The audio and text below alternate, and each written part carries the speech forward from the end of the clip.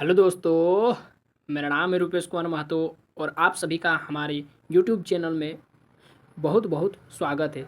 दोस्तों, इस वीडियो में हम लोग आज समझेंगे रेजिस्टिविटी क्या होता है और कंडक्टिविटी क्या होता है। तो रेजिस्टिविटी, जिसको हम लोग स्पेसिफिक रेजिस्टेंस भी बोलते हैं, ठीक है दोस्तों, और कंडक्टिविटी, ये दो चीज़ को आज हम लोग समझेंगे इस वीडियो में। तो आप वीडियो में एकदम अंत तक जरूर बने रहे ताकि आपको रेजिस्टिविटी और कंडक्टिविटी टॉपिक पर ज़रा सा भी डाउट है तो आपका क्लियर हो जाए। और यहाँ इस वीडियो में मैं आपको इतना तो बता दूंगा रेजिस्टिविटी और कंडक्टिविटी के बारे में, जहाँ से आपका एग्जाम में सवाल आता है और आप लोग आसानी से वहाँ पर अटेंड कर पाएंगे। तो चलिए हम लोग वीडियो में आगे बढ़ते हैं। रेजिस्टिविटी का एक सुंदर सा हम लोग डेफिनेशन देख लेते हैं। तो आपको रेजिस्टेंस तो पता है कि रेजिस्टेंस क्या होता है, कि कोई भी कंडक्टर का वह गुण जिस कारण से वो अपने से होकर विद्युत धारा को जाने से रोकता है, उसको हम लोग क्या बोलते हैं, उस गुण को क्या बोलते हैं, रेजिस्टेंस बोलते हैं, प्रतिरोध बोलते हैं, जिसका यूनिट क्या होता है, ओम होता था। ये आपको बहुत अच्छा से पता है। तो आखिर रेजिस्टिविटी क्या है? तो रेजिस्टिविटी भी आपका रेजिस्टेंस ही है। रेजिस्टिविटी को भी हम लोग रेजिस्टेंस ही बोलते हैं, लेकिन कब बोलते हैं उसका एक स्पेशल कंडीशन है। तो क्योंकि हम लोग रेजिस्टेंस का फॉर्मूला जानते हैं रेजिस्टिविटी के टर्म में, कि रेजिस्टेंस आर बराबर होता है रो एल बटा ए। यहाँ पर रो क्या है, रेजिस्टिविटी है, आर क्या है, रेजिस्टेंस है, एल क्या है, लेंथ ऑफ द कंडक्टर है, और ए क्या है, area of the cross sectional है। ठीक है। तो यहाँ पर हम लोग आर बराबर रोयल बटा ए फॉर्मूला जानते हैं। तो यहाँ पर अगर हम लोग एल को 1 मीटर लिख देंगे, अगर हम लोग एल को 1 मीटर लिख देंगे और ए को 1 मीटर स्क्वायर लिख देंगे, तो मेरा ये जो आर है ना, ये आर मेरा रो के बराबर हो जाएगा। कब? अब डिफिनेशन देखते हैं। The resistivity of a material में भी डिफाइंड एज द रेजिस्टेंस। क्या है रेजिस्टिविटी? रेजिस्टेंस को ही बोलते हैं। Of that material having unit length, जब उसका लेंथ 1 मीटर का हो जाएगा, and unit area of cross section, जब उसका area of cross section 1 metre square का हो जाएगा, तब मेरा जो रो है वो मेरा रेजिस्टेंस के बराबर हो जाएगा। और इसी को हम लोग क्या बोलते हैं, इस रेजिस्टेंस को हम लोग क्या बोलते हैं, रेजिस्टिविटी बोलते हैं।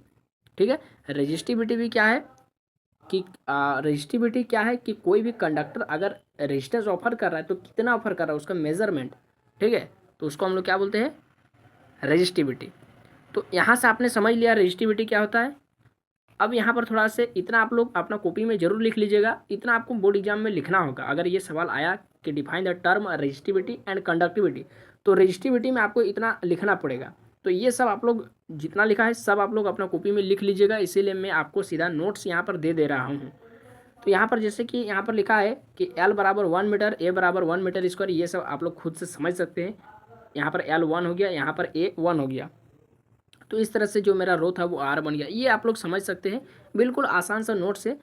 अब यहाँ पर रो को डिनोट, क्योंकि हम लोग रेजिस्टिविटी को किससे डिनोट करते हैं, लास्ट में वहाँ पर लिख लीजिएगा आप लोग, जहाँ डिफिनेशन लिखे कि क्या लिखे डिफिनेशन, जहाँ पर डिफिनेशन लिखे वहाँ पर लिख लीजिएगा इसको डिनोट करते हैं किससे, इट इज़ डिनोटेड बाय, ये वाला लिख लीजिएगा line, it is denoted by, किससे डिनोट करते हैं, रो से डिनोट करते हैं। बस ये वाला लाइन तो लिख लीजिएगा।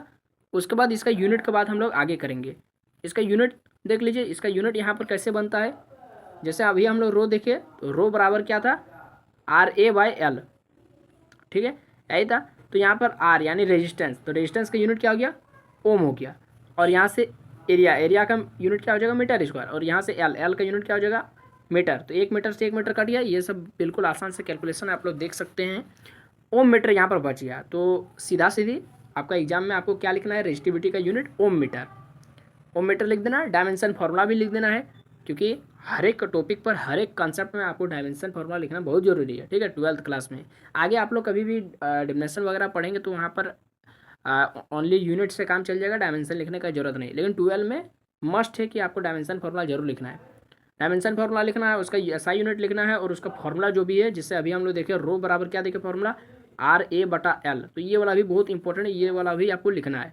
डायमेंशन फार्मूला यहाँ पर क्या हो जाएगा, देख लीजिए, ML3 T-3 A-2 हो जाएगा। कहाँ से ये आया, ये भी मैंने आपको सिखाया है, इसलिए आप लोग डायमेंशनल एनालिसिस या तो how to make dimensional formula, वो वीडियो आप लोग जा करके देख सकते हैं। आप लोग यूट्यूब में सर्च कीजिए dimensional formula by Rupesh Mahto education centre, वहाँ पर मैंने आपको बहुत सारा क्वांटिटी का डायमेंशन फार्मूला कैसे निकाला जाता है वो मैंने सिखाया है। अगर आपको फिर भी समझना है कि कैसे हम लोग डायमेंशन फार्मूला निकालें, तो रो का फार्मूला होता है RA/L।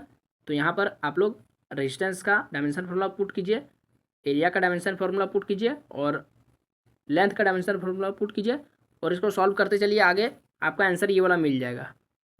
ठीक है। अब यहाँ पर देखिए दोस्तों, एक छोटा सा MCQ पूछा जाता है कभी कभी एग्जाम में। ये सवाल पूछा जाता है कि रेजिस्टिविटी किसी भी मेटल का क्या होता है जब हम लोग टेम्परेचर को इंक्रीज करते। तो क्वेश्चन इस तरीके से रहता है, the resistivity of metals dash क्या होता है व्हेन इंक्रीज इन टेम्परेचर। जब इंक्रीज किया जाता है टेम्परेचर को, रेजिस्टिविटी मेटल का क्या होता है, घटता है, बढ़ता है या फिर क्या होता है। 4 का ऑप्शन रहेगा। तो वहाँ पर आपको क्या लिखना है, मतलब टिक क्या करना है, टिक करना है कि रेजिस्टिविटी जो मेटल का, अगर हम लोग टेम्परेचर बढ़ाएंगे तो रेजिस्टिविटी बढ़ेगा। ठीक है। तो रेजिस्टिविटी बढ़ेगा, इसका मतलब रेजिस्टिविटी पहले कम था, तो हमेशा रेजिस्टिविटी जो मेटल का रहता है वो वेरी लो हो रहता है। उसके बाद जैसे हम लोग टेम्परेचर बढ़ाते हैं तो रेजिस्टिविटी बढ़ता है। जबकि इंसुलेटर का पहले से रेजिस्टिविटी बहुत ज़्यादा रहता है। ठीक है। इसलिए जब टेम्परेचर बढ़ाते हैं तो इंसुलेटर का रेजिस्टिविटी कम हो जाता है। ठीक है, ये भी समझ में आ गया। चलिए अब हम लोग देखते हैं कंडक्टिविटी। तो कंडक्टिविटी जिस तरीके से हम लोग रेजिस्टिविटी को डिनोट किए थे रो से, उसी तरीके से कंडक्टिविटी को डिनोट करेंगे हम लोग सिग्मा से। किससे? सिग्मा से। तो रेजिस्टिविटी मुझे लगता है कि आप लोगों को समझ में आ चुका है। अब हम लोग देखते हैं कंडक्टिविटी, जिसका एक और नाम है स्पेसिफिक कंडक्टेंस। ठीक है। तो रेजिस्टिविटी का उल्टा कुछ नहीं, कंडक्टिविटी क्या है, रेजिस्टिविटी का उल्टा। रेजिस्टिविटी क्या काम करता था? रेजिस्टिविटी काम करता था कि जब कोई कंडक्टर अपने से होकर इलेक्ट्रिक करंट को प्रवाहित होने देता था तो वो कुछ प्रतिरोध उत्पन्न करता था। तो कितना प्रतिरोध उत्पन्न करता था उसको हम लोग बोलते हैं रेजिस्टिविटी। उसी का उल्टा, यानी वो अपने से होकर कितना इलेक्ट्रिक करंट को पास होने दे रहा है कंडक्टर की तरह, यानी कंडक्टेंस होने दे रहा है। यानी अब जब कोई इलेक्ट्रिक करंट किसी कंडक्टर से, मान लेते हैं यहाँ पर एक कंडक्टर है। ठीक है, मान लेते ये कंडक्टर है, तो इसको सर्किट से जोड़ दिए। ठीक है, सर्किट से जैसे जोड़ दिए तो यहाँ से करंट आई जाएगा। तो ये जो कंडक्टर है ये अपने से होकर कितना इलेक्ट्रिक करंट आई को पार होने देगा, उसी को हम लोग बोलते हैं कंडक्टिविटी।